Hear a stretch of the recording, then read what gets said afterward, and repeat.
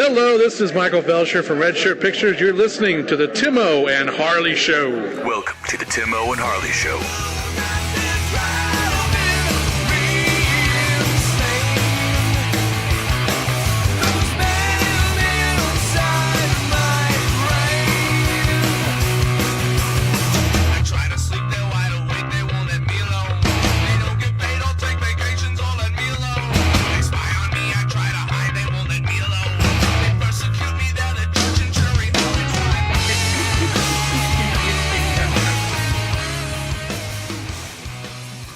Thank you for listening to the Timo and Harley Show. I am Timo. Over there is my partner in mind crime, Mr. Ben Harley. Say hello, Harley. What is happening, people? Ben Horatio Hornblower Harley. Hey, Timo. How you doing, buddy? Not too bad. In the space-time continuum, we are just coming out of Memorial Day weekend, the official beginning of summer. And Yes. woof, it was summer. Yeah, boy, I tell you what, it was so hot up here. I was molting. Timo. I almost died over the weekend. Yeah. Well, sort of, you know. Right. I like to dramatize things a little bit, make things a little more dramatic. But yes, We'll be hockey saying that out at your there. funeral. Yeah, yeah. Well, that's what I told the guys on the bench. I said, well, you know, this could be it for me. I said, just on my tombstone, I'll just say kick-ass rock and roll. That's all I want to say. Yep. So just, you know, but yeah, oh God, it was bad. We played out in that heat and Played some hockey. I wilted like a flower. Oh, boy. Yeah. Yes, I Not wilted like a exactly flower. hockey weather, I don't think. Oh God, no! Especially when you got 40 pounds of equipment strapped to you and standing out in the heat, and I got 40 pounds of something strapped to me that wouldn't be good. I can tell you that much right now. That would not work out well whatsoever. No. My heart was starting to tell me things. I think it was talking to me at one point. Yeah.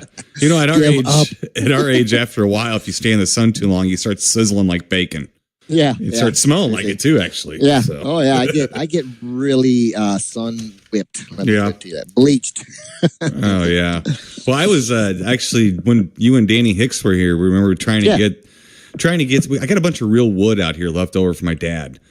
So, and we tried to burn it. It didn't work. It wouldn't burn, you know, because I hadn't split it. I mean, that's why, I didn't split it. So I didn't have an axe. And Danny Hicks, he's like, you ever split wood? And I sheepishly was like, no, I haven't. He's like, oh, it's fun. You should. So I go up to my hardware store this weekend and get an axe. He even asked the guy, I was like, do I have to have like a splitter or will this axe work? He's like, I think that axe will work. He's like, plus it's multi-purpose. You get that splitter, that's all you can do with it. I was like, all right. Man, I came home. I was ripping muscles. I was splitting wood. I was having fun. I was showing off for my kids and my wife. It was going out to Mr. Ben Harley. I felt like a man. Oh, yeah. And then Mr. Harley, I got up the next day and I felt sore. Oh, God, was I sore. Yeah. Yeah. You felt like a wilted flower. Oh, as well. God, yeah. Then I got up. I got up this weekend too, and I looked. And you've been a homeowner. I'm sure will be again. And you've had yards. You understand this. I wake up. Yeah. I believe it was Saturday morning. I wake up to look out in my horror. Right next to my sidewalk in my front was a big mole line, like a big mole going all the way down my sidewalk. I'm like, oh no, I hate these things, you know? And so I go outside, I'm looking at it, I'm like, God dang it. So a mallet out there? Well, I saw it. It started, it didn't care I was around. It was popping up dirt, doing everything. I'm like, dang it. So I grabbed a shovel. Kept trying to get with my shovel, you know, and I just got tired of it after a while. And Ben Harley opened my front door and went, yo, Shay, take care of this. Yeah. I go, Shay, get that mole. That's all I said. All I said, I go, Shay, get out here, get that mole. I got it on video. Took her 7 minutes. It's 5 of it was sniffing around, just kind of like honing in on her prey. Yeah. She grabbed that thing out of the earth, slung it once. It tried to get back down. It was gone. It was a goner. It was a goner. Yeah. It was done. Oh, I was petting Shay, telling her she's my hero, and it was wonderful, you know. So That's awesome. It's funny too if anybody out there Unless going, you're a mole lover. I guess. I was about to say, anybody out there going, listen, the president of PETA wakes up and is clapping right now, going, yeah, fuck that mole. Yeah. There's- Mole. Yeah, it's a whole different world there. So, Yeah. but it was Memorial Day weekend, Mr. Benhart. I'm going to go through a bunch of stuff here. I watched a lot of things. We had the house. Well, of course, we had the house for ourselves all weekend. Yeah. I did a lot of stuff, but I did take time and was watching stuff intermittently throughout. So I'm going to get through it here as quick as I can. Mr. Ben Harley from 1972. You're not going to believe this. I watched the pilot episode of Kung Fu. Oh yeah, I saw that. That's on Amazon now. Right? Yep. Yes. So That's a long one too. Like, isn't it a 2 hour? Maybe. It's like an hour and 15 minutes. It's not real super long or nothing like that, but it's the pilot. It's really just an episode, to be honest with you. I mean, I guess they're sort of establishing the character. It was a Kane or whatever. I guess they're establishing him and that. But yeah, you know, it was all right. It was okay. I just kind of went back to watch it for a little nostalgia. I don't think I'm going to watch the whole series or anything like that. But sure, you know, not too bad. I like going back and getting a little. I did not realize it was that old. I didn't realize it was 72. It's basically older than I am. I thought it was late 70s. Yeah, I haven't really watched it since it was on, to tell you the truth. And I remember, you know, it being on and it being a big, but I never, you know. Mm-hmm. And I didn't really play too much, like as far as in reruns around here, really. Mm-hmm. You know? Yeah, it seems like they did re-air it like once in the late 70s. I think that's why I thought. Yeah. It was from then, but apparently not. 72 to 75. Wow. Yeah. Huh. Yeah. So good thing for Grasshopper. Yeah. So moving on, Mr. Ben Harley from 1958, released in 1962. I watched The Hideous Sun Demon. Ooh, Sun Demon. Yeah. It was on. Is that any good? I saw that. Was that on Amazon? As well, Yep, it's on Amazon. Yep. It's fun. It's low budget. It's a bad good one. You know, basically. But the monster's pretty good. Monster's not too bad in it. Okay. And there is a honey in that movie with some low cut dresses they'll make you blush, Mr. Ben Harley. They'll make you blush. That's all I'm telling you. I had you in mind thinking, good. Man, this woman's hot. Ben Harley would really like this. Too bad there's nobody here to enjoy this hot woman. Yeah. Right. Sure, so yeah. So let's see here. Moving on, Mr. Ben Harley. Angio and I watched a documentary. This is going to blow your mind. A documentary on Amazon called Brick by Chance and Fortune, the story of brick in St. Louis. Ooh, okay. Yeah. Was that good? Yeah, it was okay. It was all right. I mean, it did explain a lot of stuff because I've known for a long time this area, because of the clay in the ground, basically, we have a lot of brick everywhere. Everywhere is brick, especially the old buildings are almost all brick. They're brick. You go through St. Louis, it's all brick. And I don't mean like a brick facade in the front. I mean brick. From head to toe, you know, brick. Yeah. So they kind of went through some of how like the bricklayers, like the bricklayers that did like the front of the homes were like master craftsmen who did all these designs in the bricks. And the poor schlubs did the rest of the house. Okay, like around the back. So some of that stuff was kind of interesting. But I did get it was a good band name, though, that I got out of watching this show because they made a comment. I started laughing and I'm like, what a band name. So apparently these bricklayers that did like the front of the houses, they were called the Elitist Bricklayers. The Elitist, huh? Yeah, the Elitist Bricklayers. I thought, what a name for a band. Yeah, seriously. So right after my other band name, the Les Nessmans. The Les Ness. I'm in that one. Yeah, we like I want to that. be in that one. And then I'm thinking about the Awful Knaufels. The Awful Knaufels, yeah. The Awful Knaufels. Yeah. I did catch a WKRP with, it was a good Les Nessman one where he had a groupie that moved in with him. Oh, yeah. That was pretty good. Yeah. Let's see here. Moving on, Mr. Ben Harley. Moving on. Angio and I watched on Blu-ray. You're going to like this too. On Blu-ray, Angio and I watched First Blood. Oh, yeah. Did you enjoy that? Oh, yeah. Well, that's a good one, isn't it? It is. And I told Angio, too, I said, she's not really big up on the action movies of the 80s. Yeah. I mean, she was a little girl in the 80s, you know, so it was like probably not. I'm imagining that she didn't like to look at all these muscles, but I'm probably wrong about this. She probably put on a good show for me.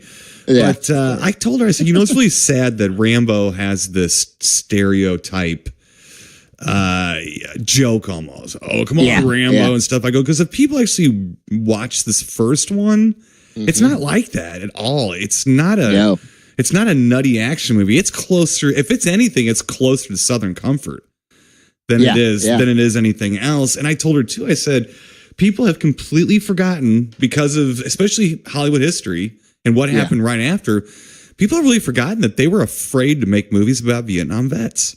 And this was a big deal. Sly Stallone went out on all the morning news shows and stuff, and it was a very serious conversation about this movie. The other big thing too is he had very little dialogue in it, hardly at all. That's true. Yeah, that might have helped a little. Well, it's possible. Yeah, but you know, I mean, I think it's one of his better roles. I mean, there's two things I've ever seen Stallone do that still make me take pause and go, "Wow, that's awesome!" And one is from this film. It's towards the end when he's losing his mind to his commander there, you know, and it's just good. I like. I'm like, wow, you know, that's some good acting too. You know what I mean? Right. He's losing his mind, but I just like this movie, and I remember when it first came out, my brother telling me about it. I remember where he saw it and everything, you know, and I just remember his First Blood. Now, I don't know if they've retitled this First Blood, Rambo First Blood, because I don't ever remember Rambo being tied with it until here recently. Rambo was in the second film. First Blood 2 was called Rambo. And then by the third one, it was called Rambo 3. Rambo. So they just switched it over. They're remaking that, by the way, just to let you know. I figured this. This is one that it's ripe for remaking, even though that I'm not sure I'll like it or not. But I like this movie. This is one of my favorite movies. That it's not one that I watch a lot, right? But whenever it comes on, I try to watch it. Or there's certain scenes that I like. And I just think I love Brian Dennehy, and I think he's great in it. Richard Crenna's great in it too. Oh yeah, he's so good too. You know, and it's just like, and this one is a believable film. Yeah. Rambo, you know, and I like Rambo, but I don't like it near as much. I don't think it's lasted the test of time. Right. This one I think has. I really do. And I think it's just a fine movie. It's a good, and it's believable, and you feel for him, and you hate Brian Dennehy, but then, you know, you feel bad for him too, kind of at the end. But what do you do? You know, it's good stuff. I like it. Well, it's 1982. It's real close to that perfect year of 81, as we always talk about, close enough. Another interesting thing I noticed, there's like no women at all, except the very beginning where he goes to his old army buddy's house to try to find him. And he's gone. He's passed away since, and it was like his wife, and that she's like a, I don't know, 60-year-old lady. You know what I mean? So there's like no women in this movie either, which is really strange. Very strange. But we had fun watching it. Angio was, I think, pretty surprised watching this. You got to get somebody kicking and screaming to sit down and watch it. But you're like, look, this is a great, great movie. It had way more to do about this country coming to terms with the veterans coming back from Vietnam, which was a huge deal. People after Desert Storm and after 9/11, they forget this, that there was this really awful, just, I mean, weren't treating the veterans very good. Let's put it that way. Not in a universal they came sense. home. No, they came home to not cheers and you know, parades and stuff. They came home to some awful stuff being right. You know. Well, and one of Brian Dennehy's lines in it was really like telling too, was when he said, you know, you come in town wearing that outfit, putting that flag on your chest, like it was offensive to have that. And maybe everybody today ought to watch that. I think we're slipping back into that. What bothers me about that is when you slip back into it, it takes something very awful to wake up again. Like after 9/11 and stuff. And I don't want to see that happen. But you know what, Ben Harley, human nature is what it is, you know. But exactly. Yeah. It's still a good movie to watch, and it's sad. It's so sad it's forgotten and kind of buried underneath all the machismo, you know, after that. But anyway, we had a good time watching it. Also on Amazon Prime, Mr. Ben Harley, I sat down and rewatched Spontaneous Combustion. Oh, yeah. All right. What do you think? Let's still think about the same thing, actually. It looks really good on Amazon. It's a good high-def stream of it. Of course, we do like Brad Dourif. Some of the other cameos and stuff, and I forgot about John Landis is in that. So is... He gets burned up, don't he? Yes, he does. Dick Butkus. Forgot about Dick Butkus is one of the military guys. Dick Warlock is in it, too. Dick Oh, Warlock that's is in right. there, Yeah. so- yeah, you know what? Going in knowing it's horrible, it's a little more fun.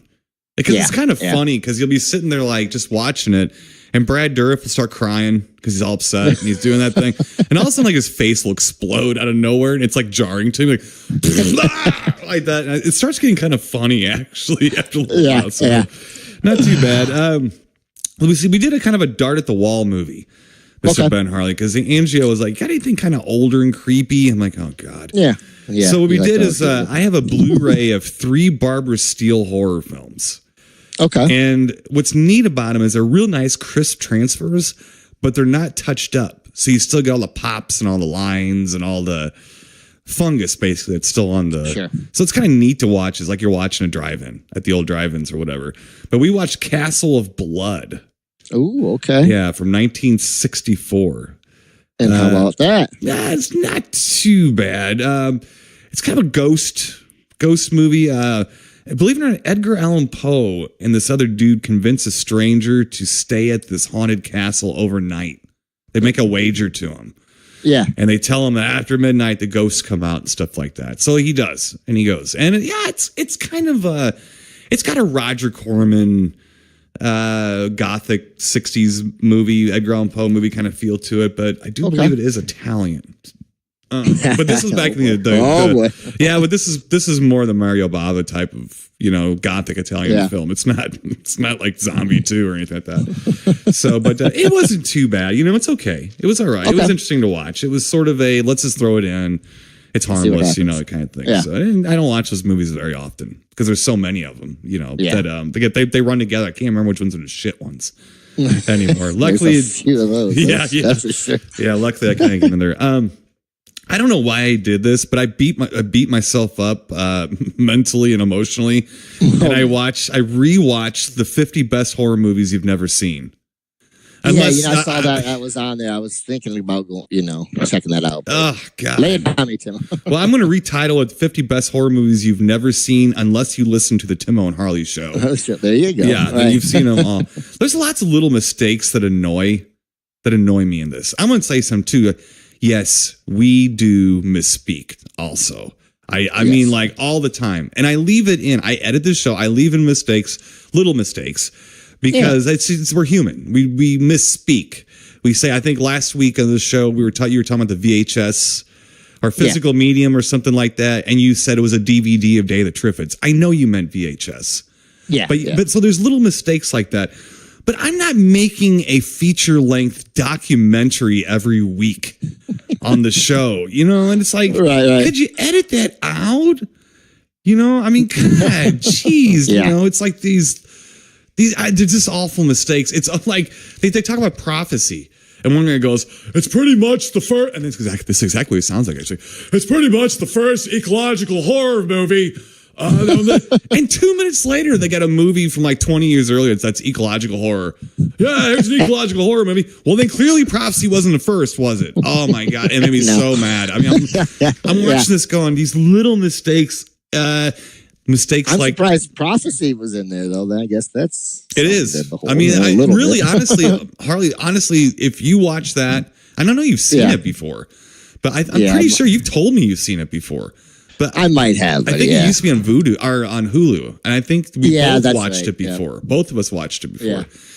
And if you watch it, it's kind of a who's who, what we review. It's very close to what we review, But it's just mistakes. It just gets me going after a while. I'm like, God, Jesus, come on, Little mistakes, like I said, little mistakes. Kind of bother me. Let's see here. Moving on, Mr. Angio and I, Angio, we sat down and it was Saturday night of Memorial Day weekend. What are we going to watch? I'm all excited. And Angio kind of goes on me because she says, she's like, what about Razorback? Oh. I was like, Razorback? She says, well, how about like an action kind of horror movie? Maybe not just Razorback. I don't know why I did this, Mr. Ben Harley, but I swerved myself and threw in 30 Days of Night. Oh, from 2007, starring Josh Hartnett. Yeah, I should have watched Razorback. Yeah, he was out of something. Yeah, what a great idea! You're up in Alaska, northern Alaska, and you got 30 days of night, and there's vampires attacking your city. How do you fuck that up? Dude, watch this movie. Watch this movie. Yeah, it's just too long and it just gets long and drawn out. And you know what's really funny? They're vicious vampires, but they still talk. Oh, dude.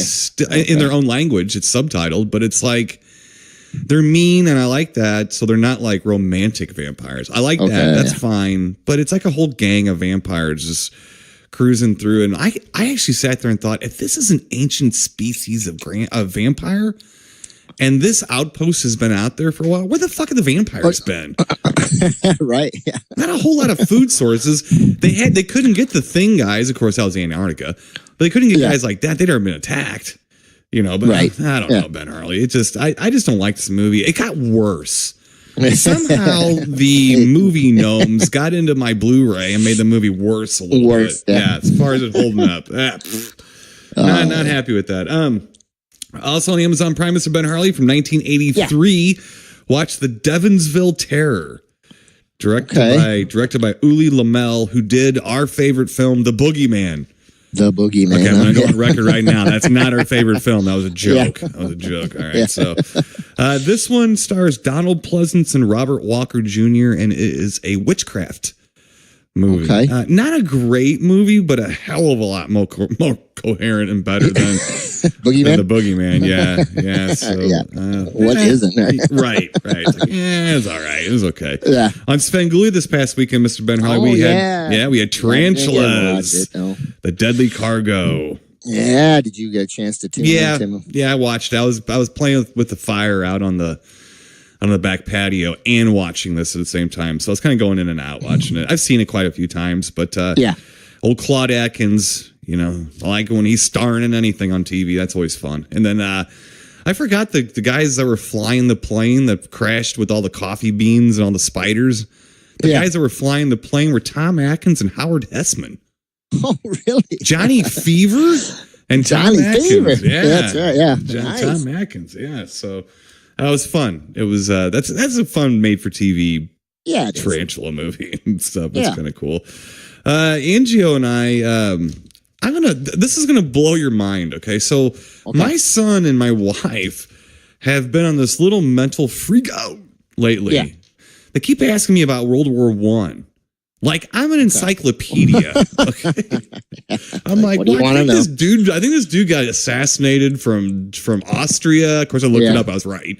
You know, but it started on my birthday, Timo, if that helps you. Oh, that's the reason for it. That makes sense. Yeah, right. So July 28th, if you need to throw that at him. Well, I will. All right. So, of course, there's a bunch of World War I documentaries and stuff. I kept telling Angio, I said, you know, I do have a movie about World War I called All Quiet in the Western Front. Oh, yeah. From 1930. And I was like, it's an old one, but it's a good one. So we popped that in that DVD.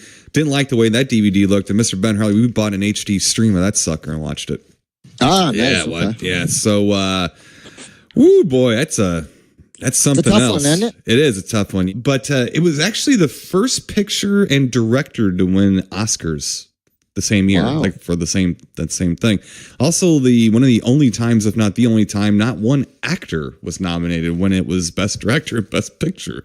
So I guess they figure the actors were just going to be like lazy lumps of meat, unless the brilliant director puppeteered them through the performance. I guess I don't know.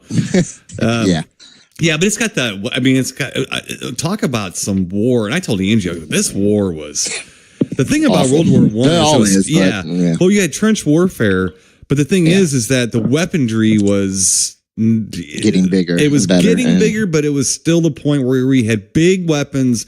Airplanes just got into the mix, and we were still doing hand-to-hand combat. Yep. I mean, all of it. Yeah, all of it. All of it at the same time. And those battle scenes, I mean, they rival Saving Private Ryan. I mean, they are right there with that. And I told Angie, here's that pre-Hays Code. That pre-Hays Code thing, you know, which we're going to get to here a little bit later in this movie, but in this podcast, show, whatever the fuck we're doing here. Yeah. All right. Let's see here. So moving on. That was good. We like All Quiet in the Western Front. Yeah. That was it's not super entertaining. It's super fascinating though. Great movie.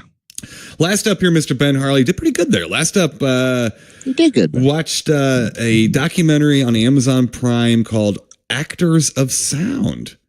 Really? And Okay. It's a movie by Foley artists. Yeah.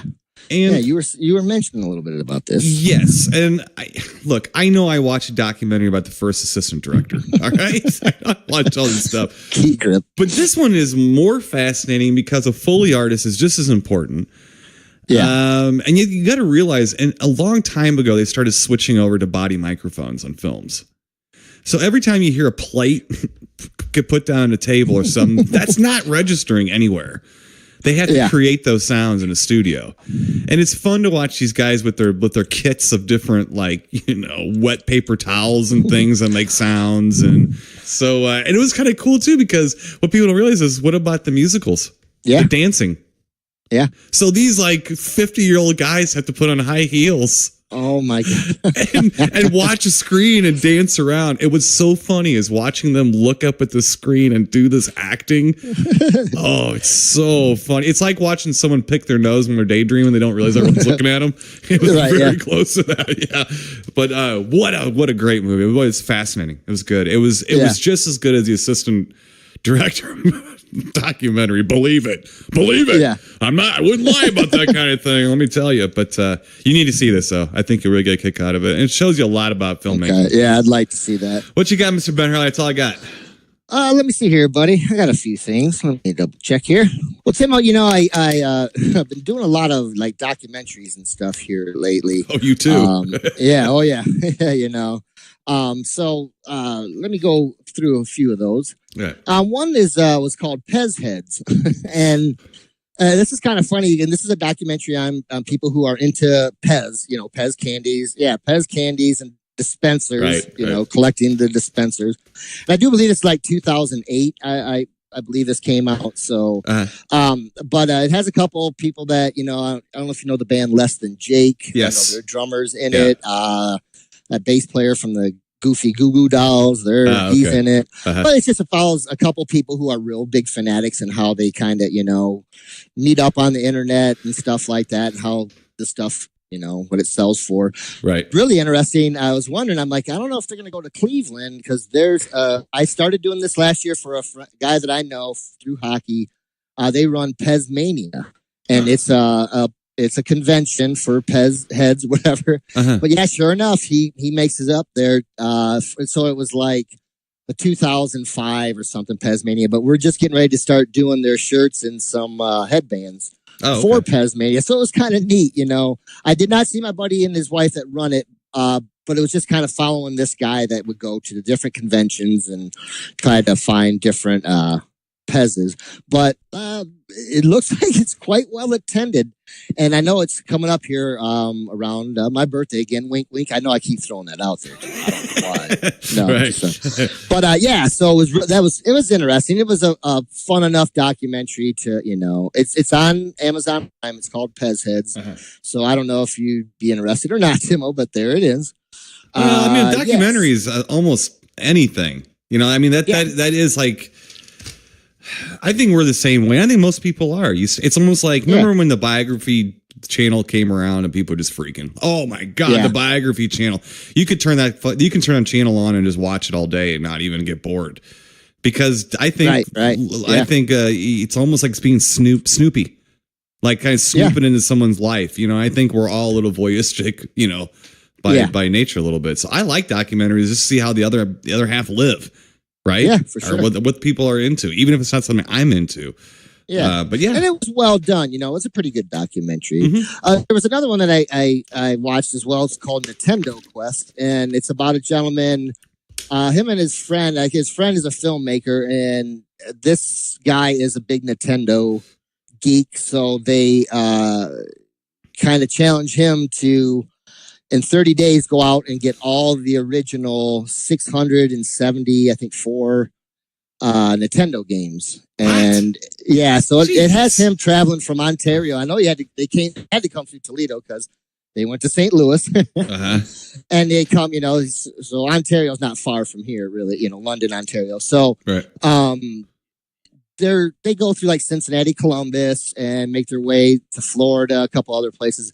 But it's basically about this guy going around trying to find all the Nintendo games. He does really well at first, And it's funny because I knew a lot of these games, and I had a lot of those games too, that he was looking for. But then, they always have those holy grail ones, that right. I think he fell short. I guess I don't give it away, but he did fall short of his goal by like 25 cartridges. Jeez. Some of them he had to pay some pretty good money because he only had so much money to spend. Right. And he had 30 days to do it, But it was interesting. And this guy, he's an interesting character. He's a younger guy, musician, but you could tell he had some kind of social anxieties a little bit. Uh-huh. So that was a little bit hard for him, bartering with people, which I feel wholeheartedly, on right. things, partnering with people here at work, and stuff. But, right.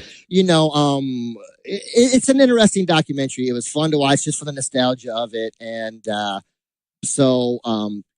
you might enjoy it, Tim. It's called Nintendo Quest. I know if you like documentaries at all out there, people, you'll enjoy this one. It's right. not too bad. Right. All right, Timo, let's move on here. I caught a couple superhero things. Trying not to be too upset. Mean. I'm going to be upset. Really nice. No, all not right. too bad. Okay. So I did go through. I noticed there's a lot of Justice League stuff on Amazon. Uh-huh. It's like the cartoons. Oh yeah. And I think I told you about the one that I had watched, and I apologize. I didn't remember the name, and it is called Justice League Doom. Okay. And basically, this is the one where someone has come up with all these contingency or finds. Basically gets all the Justice League except for Batman. Uh-huh. Captures all of them. And they end up finding out how he found out how to capture all these people is through the Bat computer or whatever. Mm-hmm. So what had happened is Batman made up these contingency plans to take out all of them.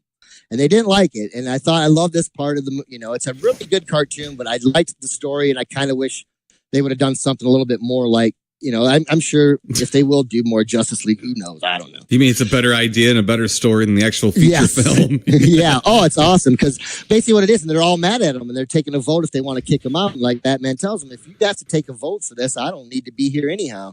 So as he's leaving, Superman says to him, well, why'd you do this? He said, because, why did you set this up? He said, because if you go rogue, this is how we have to take you out. And they said, well, what about you? And he said, that's why I formed the Justice League. That is my contingency plan. So if I go bad, then you guys take me. And I was right. like, oh, that's a really good story. Batman's not he's being who he is, right. And I just think it was good. So I did watch a little of that. There is another couple more. One was called Justice League Dark, uh-huh. which is Batman teams up with some more like mythical guys like I think Constantine, and there's a couple other characters I uh-huh. don't really know, uh-huh. but not too bad. It's more on the dark side. It's more creepy and stuff, but not too bad. It's it's called Justice League Dark. Uh-huh. But if you get a chance, you might really enjoy that Justice League Doom. I'm trying to go back and watch Justice League War now because they all go in. There's like 5 or 6 of them that go in concession, or whatever. So, mm-hmm. Not too bad. The cartooning's okay. The storylines are pretty decent. So I did enjoy this. Took a little bit of the bad taste of the movie out of my mouth. Right, so not too bad. I'll keep this brief because I'm not done watching it because it's so flipping long. Right. But I'm about an hour and 50 minutes into Marvel Civil War, and I think I still got about 50 minutes left. It's okay. I did enjoy some of the fight scenes. I was much happier to see Vision not walking around in a cardigan for most of the movie right. and actually see him in his suit. I was like, well, that's cool because it just looked god awful. I'm like, why would you do that to him? Right. Never right. mind. I like some of the characters. I haven't got to see too many of the newer ones. Black Panther's in it and stuff. Ant-Man's in it a lot too. I did see a little of that. Ant-Man, but it's pretty good. I don't like Spider-Man. Oh, he's awful. Awful. Uh-huh. He's really young, which he's supposed to be, but it's just, he's awful. Yeah. It's just, there's a lot of jokes and stuff that I don't know. It's Scarlet Witch looks nice, but I wish she was in her nice tight outfit. Yeah. I'll always go back with you on that one. I'll always go back with you on that one. Yeah. But that's me. Other than that, it's not too bad. So I will get back to you when it's over. It's good. I mean, there's a lot of fight scenes, a lot of car chases and stuff. So it's, to me, the Marvel ones really are just they're giant action films with superheroes in it. You know what I mean? It could be Fast and Furious with Superman in it, or or Captain America, whatever you want. They're kind of morphing into one genre of, you know. Yeah, exactly. Hey, let me ask you a question here. Since you just watched all this stuff right back to back, did you notice that the actual cartoons are probably less grandiose than the visually, and all they gotta do is draw the stuff? Right. Is that registering with what I'm saying? It's almost like, with the cartoon or a comic book, you can draw anything, make anything happen. It's like writing a book. Right. And with the movie, you're supposed to have limitations because you can only do so much. But now if you watch the movie, I think that's taxing. Because you watch the movies now, they do more than they do in the cartoons. Yeah, yeah. And one of the thing, too, it's like in the cartoons, I don't feel weird about them being in their costumes. Now, watching these Marvel ones, I'm starting to get that way. I'm like, well, I guess that wouldn't look so good in this scene. And I'm like, oh, whoa. Wait a second. And now you got me out of the whole feeling of the superhero universe. I don't feel like it. I feel like, okay, well, here's just a normal person. Well, they have powers and they're struggling with their powers. Whoop-de-doo. I don't know. I want to see flowing capes and stuff and explosions and bright colors and things like that. I want to see it. I don't want to, right. So that kind of bummed me out. I hadn't felt that way. Right. And it was like I was agreeing with that. And I don't want to agree with them not wearing the suits, you know what I'm saying? So it seems like when they were all together in the comic books, they had their suits on. When they were at home doing their own thing, they had like regular street clothes on. And then when they got together, then they were it was superhero world, superhero land. And now it's like half of them are, half aren't. And it's really weird. And to me, I'm seeing a trend of they're getting further away from it. Hence, Captain America not even looking like Captain America anymore, really. You know what I mean? Like, I could see it in the Civil War going, wait a second. Well, now I see it evolving. And I might just be paranoid. Who knows? It's just a suit, Ben. I know, but... All right, Tim, that's enough of that. Okay, real quick, I didn't get to watch a whole heck of a lot of it. But I know there's like Monster Week, I think, on Animal Planet or whatever, the Destination America channel or whatever. Yeah. So they've been doing like Finding Bigfoot, Mountain Monsters and stuff. But I did tape something. I'll get back with you last night. There was one called Yeti or Not. I do believe I've seen that one. Yeah, we've seen that. I think that was on Amazon, possibly, maybe. I think it was both. I've seen that back when I had satellite, and you're gonna have to keep me abreast of this because I'm a cord cutter. So now this one looks. Oh yeah, I don't blame you, brother. Yeah. And this one looks new. I think it's 2018. It's like Yeti Land. I taped that, so I will get back to you on that. I did watch the one documentary that you mentioned last week, the Bigfoot. Oh yeah. I apologize. Yeah, and not too bad. I said a lot of blurry pictures. Oh god. Now I think. I like you were saying to you, Tim, you and I talked about this off air, whatever. I like their fervor, whatever. Or I like that, I like that they're, they want to get out there and do these things. But some of it, I think they're reaching a little. Like some of these photographs are just a little. I could go out right now and take a picture, and I could show you something that would make you go, "Oh, really?" Like, but these are just they're reaching. I mean, and I'm very good at picking things out and visually, but I couldn't even, but one of 10 of these pictures would remotely show me something that I could even wrap my head around. You know what I mean? Like, I think it's called Bigfoot, a hidden reality. Hidden reality. Right? Yep. Yeah. Yes, sir. Yep. Well, it's a hidden reality, whatever the hell is in those pictures, because if you got to struggle and strain and squint and go, I guess that could be an outline of something, maybe you're making it up. Yeah. You're trying to find something like, I guess they were. I don't know. I don't see what they're seeing. And if Bigfoot's good at hiding, then a picture is just not going to do. So quit taking pictures of it. It's not going to work. Right? Nobody, you're making people believe you less. Right. Is what you're doing. You're making fun. You're making it harder on someone like myself when I'm in mixed company saying, well, it's possible. And then you're taking pictures of tree lines. Take a picture of my backyard. You'll see 50 of them if you look like that. You know? Yeah. Well, that's the thing, and it's like they had a good point, and you touched on it last week. We talked a little bit about they found the hair samples. Yeah. And they had them analyzed, and those things were freaky. Oh, yeah. You know what I mean? And I told you it lit up like a disco suit. That thing was like really cool, and that made me like, wow, that was really interesting. Very compelling. Right. And then, but so basically what they're trying to tell you is, okay, well, now that we've showed you these hairs, look at these pictures, because with, they're taking on the hue of the trees or the canopy, they're enveloped, whatever. Like, I'm like, I don't know. I still don't see it. Uh-huh. I don't see it. And I don't know. It was a little disheartening, because towards the end I started to be like, oh God, this is a little much. But they did have some really cool photographs of tracks. I like the fact that they say, just go out there. There's a lot more going on there than you know. Right. And I believe that. And I believe really that too. Yeah. That's why I told you I liked their attitude. I like what they were saying, and I liked the hair thing. And then they showed those pictures, and it all came down like a house of cards. And there's a lot of those pictures. I mean, a lot of them, weren't there, Timo? I mean, there was so many. They were proud of them. They were so proud. Like, clearly, you can see this. Well, clearly from whom? What are you talking about? I don't clearly see anything. I can clearly see you took a picture of leaves. Yeah. But come on. I mean, we talked about this. We talked about last week. We've seen this in the Bigfoot community before. People take pictures of tree lines and circle them.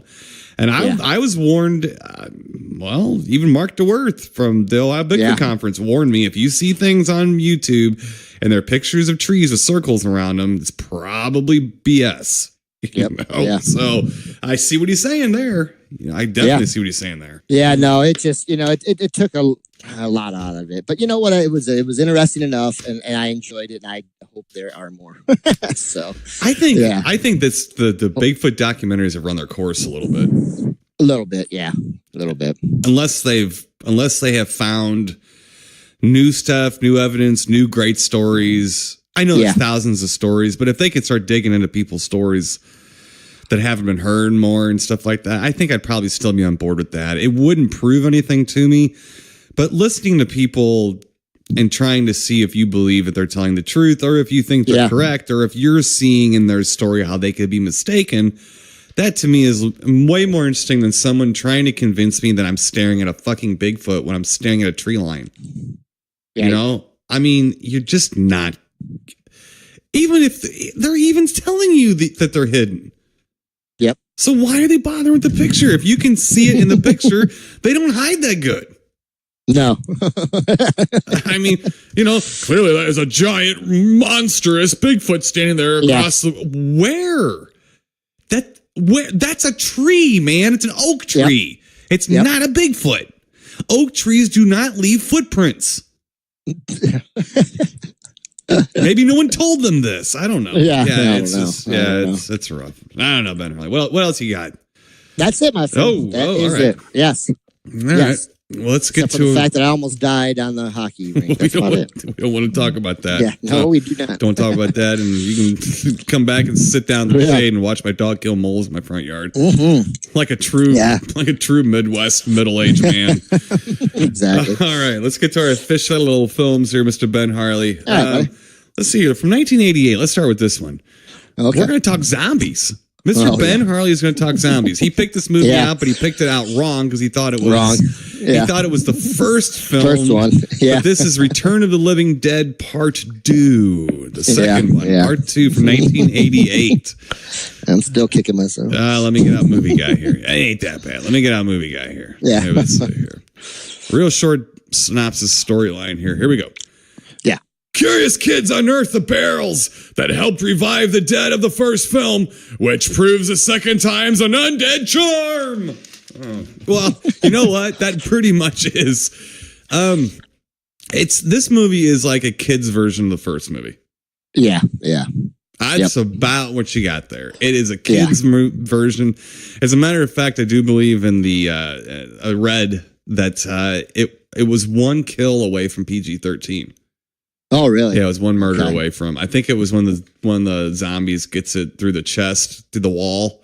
Oh, they're trying to kill. Yeah. I think that one was one. Don't ask me what that was. Put it over. Yeah. Why? I don't know. I don't understand the rating sport at all. Yeah, me either. But it is a sequel. What's really odd about this is that James Cairn and Tom Matthews reprise their roles. If I'm not mistaken, them two bit it in the first one. Yeah, they did. Yeah. So they're back, but they're not the same people. No, they're not the same people, but they are the same humans on the face of the earth that took roles in this movie. So it's kind of odd, a little different. almost makes you wonder if it was not going to be a sequel, but then again, they got the barrels and the brains thing. Okay, we're going to get into this here, but the thing about the Return of the Living Dead that bothers me is that this is where the brains thing started, folks. Yes. Brains. Zombies and Brains started in 1985 or whatever the first film was. They didn't care. They just ate people before that. They didn't say brains. They didn't do this. They ate the brain and the toes and the arms and everything. They didn't care. And it's almost as if that's what zombies have always been after, is brains. So that bothers me. You know that, Ben Harley. It's like a Frankenstein versus Frankenstein monster thing. Yeah.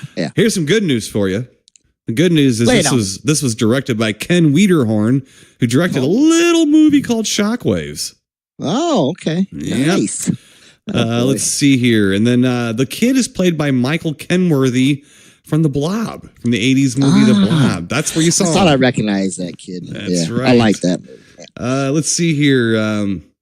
Also, we have a Michael Jackson zombie. This is always fun. And I don't know if you've picked this out, but Mitch Pileggi from X-Files and from Shocker. And Angio and I have broken some bread with Mr. Mitch Pileggi at a couple of shows. He played the sergeant guy. Oh, did he? He was chewing on the guy who was like, let's kill these motherfuckers. That guy, that was kind of fun. I picked him up. I was like, I think that's Mitch Pileggi. And I was right. So he was great. Boy, he was off his rocker back in the 80s, man. I'm telling you right now. Oh, yeah. Let's see here. Dana Ashbrook played little Harold Handsome Pants guy. He was known for Twin Peaks. And I'm going to hand it off to you right here, Mr. Ben Harley, by saying, all right, that old guy, Philip Bruns, was great. The old man in this movie, the old doctor guy, Philip Bruns, he was known for Flashdance. And he was great. Lay it on me, Ben Harley. Return of the Living Dead Part 2. Oh yeah, Timo.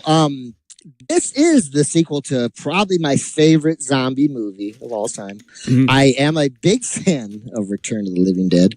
Not so much of this one, buddy. And I guess I realized it again watching it. This is probably only the third time I've seen this movie, Tim. I remember seeing it in the theater when it came out and left pretty disappointed. And then I tried watching it again when it came out on VHS. And I was just pretty much done with it. Mm-hmm. I had a couple friends that did enjoy it. And there were some lines out of this film that we used to crack about, But I basically really... I thought going into this one, maybe it was just me, maybe, but no, maybe it is me, but I didn't like this movie. Now, it was kind of funny though, watching it. I will say, I do like the two guys, from the original. Mm-hmm.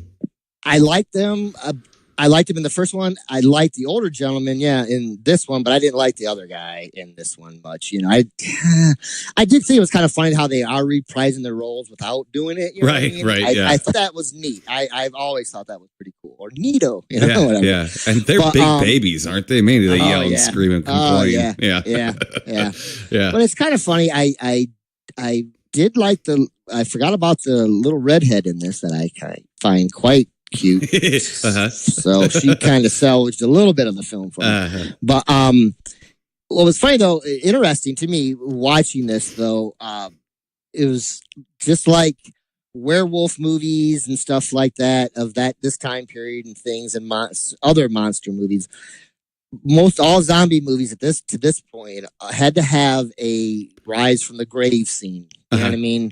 And it was just kind of funny. I'm like, oh, here we go. And I didn't think about it until I was watching it. I'm like, I forgot that this is how it was for a long time. You had they'd rise from the grave and you have them come out of the grave in different forms, and different things would happen, and but this one. It was like a slapstick comedy. Mm-hmm. One's getting their hand stepped on, and stuff. And for me, the first one was a very good mixture of a dark comedy and straight up comedy and horror. Mm-hmm. This one just is like, it's a kid's version from the first. It's a kid's version of the first one. Exactly. Yeah. And I just don't like it. I don't know. I don't know, buddy. I like the first one so much, like, and there's a lot of seconds part twos that I like. Oh yeah, This is not yeah. one You're a of them. sequel nerd. I just don't like this one. Uh-huh. I don't get it. And it was hard for me. I guess maybe because it was so much more slapstick and stuff like that.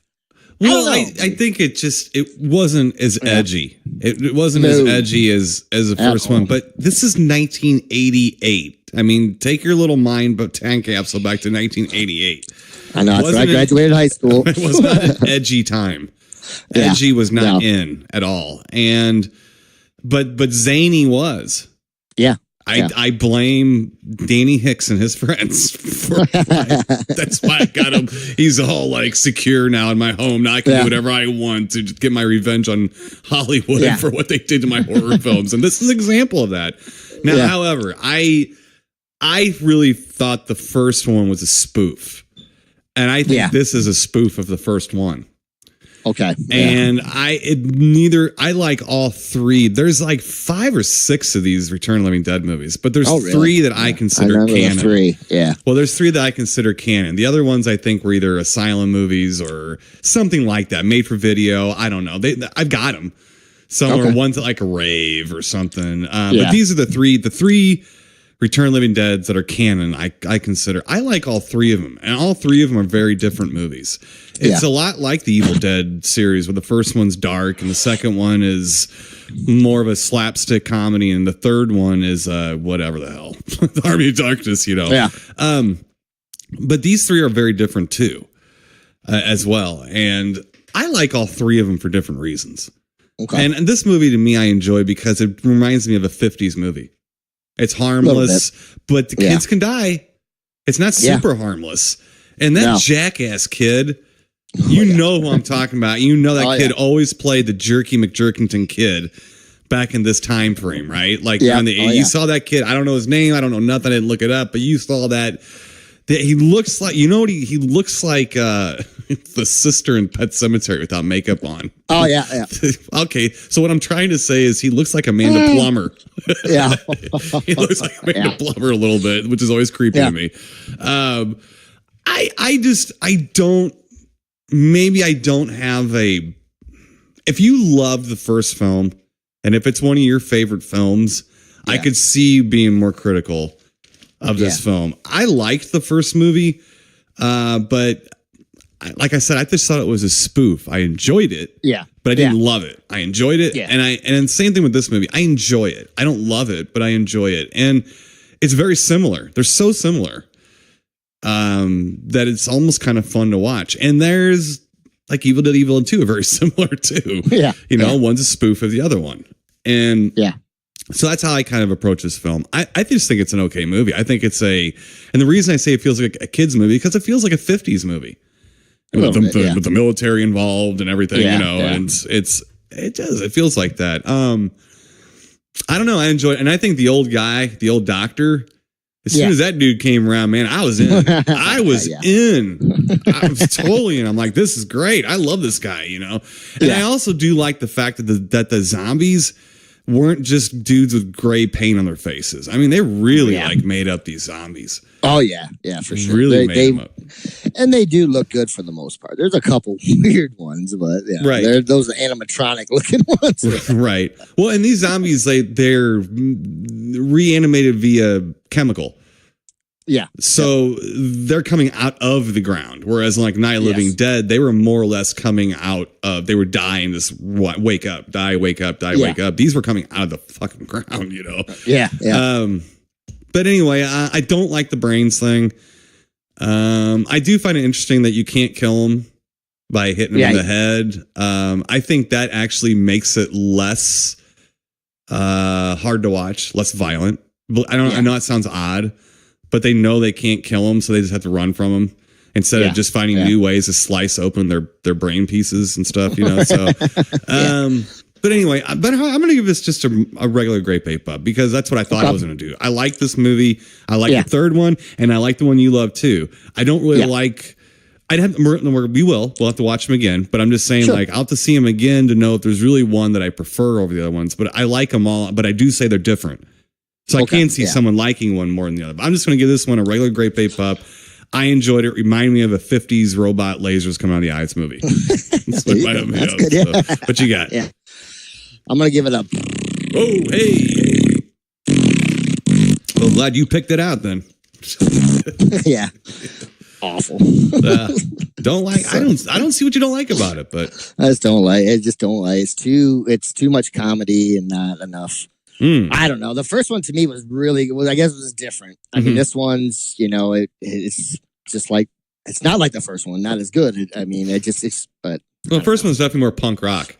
Oh yeah, I love it. It's just good. That could have. I like it. It's just crazy, and I don't know. It's just fun, and I just right. It's just wow. Okay. All right, Mr. Ben Harley still does not like zombies. Just this guy here. No. It's just a zombie thing. He doesn't like zombies, folks. Just let him go. Let him have his moment. Let him have his moment there. Okay. Let's see. Let's get to our next official film, Mr. Ben Harley. Now we're getting back into my wheelhouse from 1933. Get back home. That's right. That's right. Released by Paramount, but was bought up by Universal in a TV deal. So that's why it was a Universal thing at the beginning of this. But it was it was a Paramount release called Murders in the Zoo. Yes. Yeah. Yes. Let's see here. Let me get you out, movie guy, and let me get you a synopsis. Here we go. Okay. Millionaire Eric Gorman is a zoologist hunter who has created his own private menagerie of wild beasts from his safaris. He is also insanely jealous and uses his dangerous pets to dispose of any potential romantic rival for his wife or anyone that displeases him. Made before the production code was enforced, Murders in the Zoo is a grisly and perverse horror thriller that was quite shocking for its time. The movie is dominated by Lionel Atwill's superb performance as a sadistic zoo owner and features stunning cinematography by 7-time Oscar nominee Ernest Haller. Supporting cast includes Charlie Ruggles, Bringing It Baby, 1938, Kathleen Burke, Island of Lost Souls, 1932, a young Randolph Scott, and the future governor of Connecticut, John Lodge. Future governor of Connecticut. If you want a future in politics, hang out with Lionel Atwill for a while. That'll do it. Lionel Atwill and Wild Animals. There you go. Yeah. Again, 1933. Remember I said we're going to talk about the Hays Code? Because in the very first scene in this movie, this is pre-Hays Code. Okay. Because the very first scene in the movie is Lionel Atwill bent over a gentleman and he sews his mouth shut. Oh, yeah. Yeah. So you knew right away that this was going to be anything goes. What's funny is that Charlie Ruggles in this movie, he's supposed to be the comedic effect. Oh, I guess. Now, hold on. He's bad, but he ain't as bad as that dude in the Black Cat. He's not as bad as that nerd in the Black Cat. That guy was much worse. But this guy, he's close. He's close. Running that real close second. Yeah. He's a bumbling new press secretary, and you know how those guys are. Oh yeah.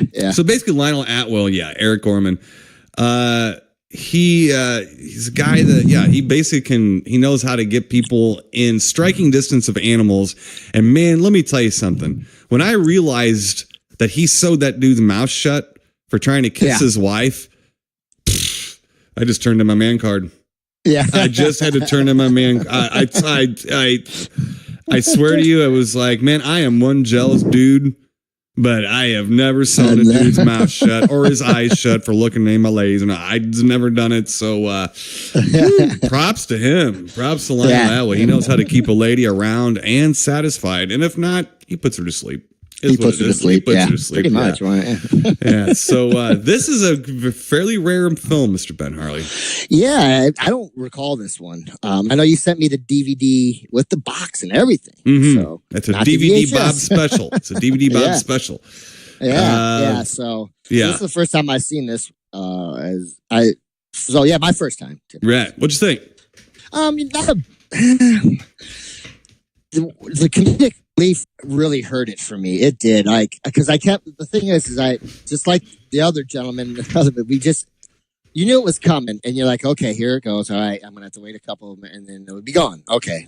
Oh God, here he comes again, and then it made me, especially since we've been watching Abbott and Costello lately, just realize how much better those guys were at doing things than most people too. It's just like, God, it's just awful. I couldn't take it. Like, but I mean, the movie itself is okay, Timo.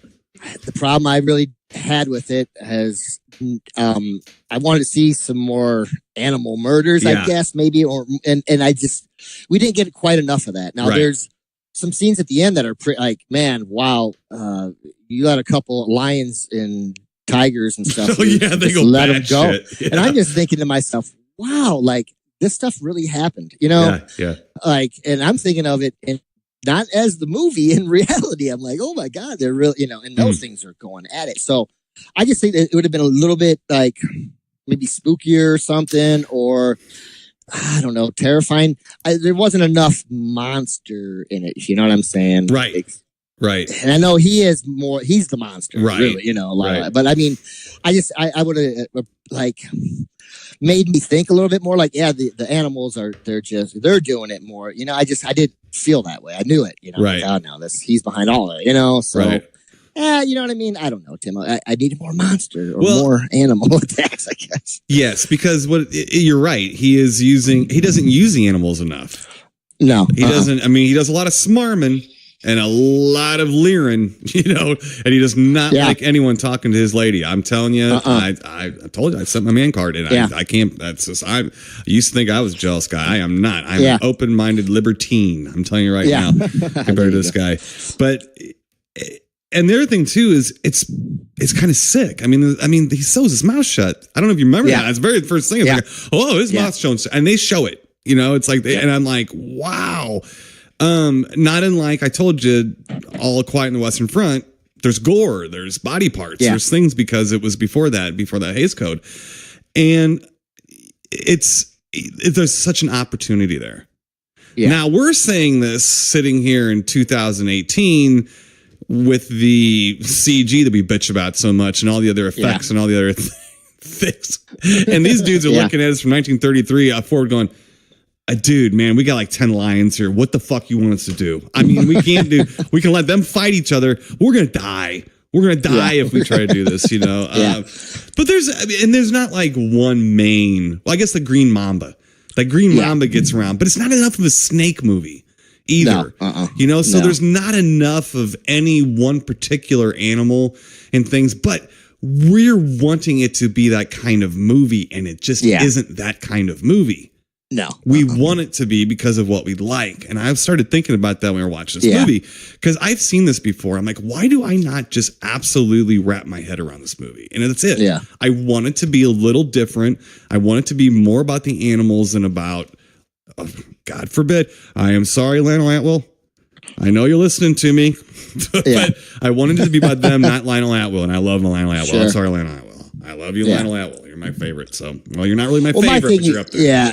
Well, what upsets me too is like the comic relief stuff for that gentleman. It's like he never changed from the beginning of the movie till the end of the movie. When all this stuff's going on, he's just as joking, he's still joking as much in the first scene you see him to the last scene he's in. You know what I'm saying? And it's, no, man, your character's got to transcend a little bit, but no, this guy didn't. Everything was funny. You know, people dying and animals, you know, everything, but he's got a quick, quip for. Right. They were stumbling through horror comedy at the time. Yeah, they couldn't figure it out, obviously. We've seen enough of these to know that. It's funny because that was Charlie Ruggles. Charlie Ruggles, and he was actually his name was on top of Randolph Scott's. So this was an old movie, and Randolph Scott wasn't Randolph Scott. Yeah, I know Randolph Scott. I always have to bring up the fact he did live with Cary Grant for 10 years, so there was that. He did, and it is what you think it is, and stuff. But I love Cary Grant and Randolph Scott. It don't matter. I don't care if they were playing Wet Banana together. They did, and the thing is too, this movie probably could have been more focused on the snake. And because it is the key. At the end, I'm going to tell you something right now. Lionel Atwill might as well have placed his head under the back tire of my SUV. He played into the Mamba's fangs easily. He just stood there looked at his watch, waiting for it to get at him. I'm like, oh my God, come on. And that was a good scene, though. It was a good scene, They're needing more of that. If they had more of that going on, but I'm going to give this a mild great bape up. This is an old 1933. It's just a psychological horror movie with a bad comic relief. And we just saw this in The Black Cat. I think this is better than The Black Cat myself. But I did like The Black Cat for different reasons. The Black Cat, I expected it to be more murder. This movie, what hurt it is that, I kind of, and that's my fault, not the movie's fault. This is my fault, just given history of movies that I wanted it to be more animal mutilations, animal attacks. I wanted this to be Savage Harvest. I wanted this to be Roar. I wanted it to be something else. It's just not that movie. No, it's and not. It wasn't meant to be that movie. That stuff was thrown in as a hook almost for people to come out. When they did do it, though, they did it. Yeah, I mean, like you said, them lions get out at the end and they're pissed off at each other. They're pissed off at each other. Yeah, I'm telling you. Wow, I'm right there going at it, man. That stuff's brutal. Right. So I'm gonna mild grape ape up it. Mild grape ape up. Just kind of. A little interesting to watch pre-Hays Code movies too, because you never know exactly what you're going to see. You never know. There's nudity, there's gore, there's everything in those movies, and you got to dig through them and find them. You're like, wow, hey, So what are you going to do, Mr. Brad and Harley? I'm a little off against him. I didn't like it, but I didn't hate it. I just, I don't know. It just fell a little flat for me, and the comic relief just killed it. And it just. If they'd have cut maybe one or two scenes of that out and threw a couple more boa constrictor kills or something. Right. So, all right. Yeah. Well, that's let's see. Not a good week for Mr. Ben Harley. So all the listeners out there who think I'm the movie snob, I can't keep this guy happy on nothing unless I send him a movie with a shark in it or a Bigfoot. Yeah. It's over. I can't do anything about it. Yeah. Gee whiz, man. So not doing good for Harley, but I did like Return of the Living Dead 2. I enjoyed it. Fun. Murders in the Zoo for me was a nostalgia of fun and some of those sick moments. I got to give it great bape up too. I mean, the mouth someone shut is enough for me, and the snake at the end was enough for me to. That's fine. That's good enough. You've done enough in 1933. That's it. Yes, right. and it was a mildly interesting thing, and to see a guy that jealous is really creepy too. You know, and Randolph Scott is a young pup in that movie. Everything just kind of rolled together for me. Not a great movie at all, but good enough for a mild great bape up. It's only an hour long. Hey, I didn't give you long movies. They weren't long ones. Both of them are pretty short. Even Return of the Living Dead was like an hour and 20 minutes. So all right, Mr. Ben Harley. Well, poop on you. Poop on you. So I'm going to give Mr. Ben Harley a for this week. So hopefully next week I will give Mr. Ben Harley a great bape up. So you have to tune in to find out if that happens or not. But until then, stay spooky, and we'll talk to you then. Keep it creepy, people. You've been listening to the Timo and Harley Show, brought to you by ScreenPrintingFactory.com, your affordable one-stop solution to all your screen printing needs.